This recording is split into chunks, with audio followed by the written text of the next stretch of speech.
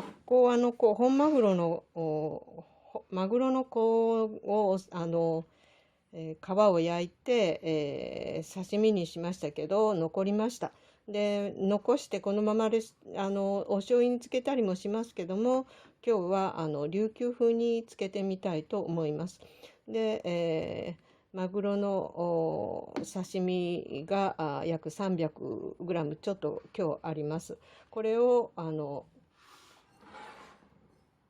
黒ごま大さじ2杯と、それから、去年漬けたにんにく、しそにんにくですけど、そのにんにくを薄くスライスしたものを2つから3かけらぐらいありますけど、それとそれから生姜1かけら、これはみじん切りにしてあります。それと、本みりん大さじ1杯、それからお酢が大さじ1杯あります。大さじ1杯。それとお醤油はちょっと多めで、大さじ1杯と半分ほどあります。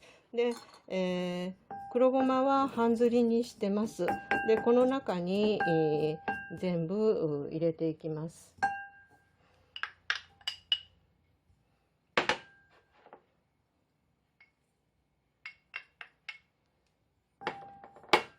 でみりんとお酢とお醤油も1杯と半分。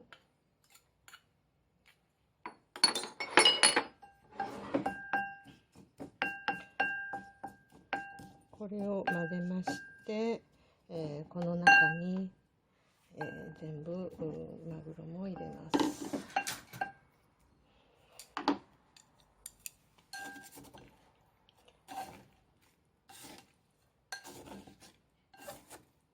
小ネギがあったら小ネギも入れたらいいと思うんですけど、今日はちょっと小ネギを準備してません。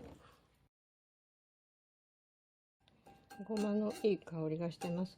これで漬け込んでおきますと、お醤油と酢の加減で、2、3日は持つと思います。お刺身だけで置くともう破棄してしまわなきゃいけないんで、こういう風にして、お魚がたくさん余った時には作ったりします。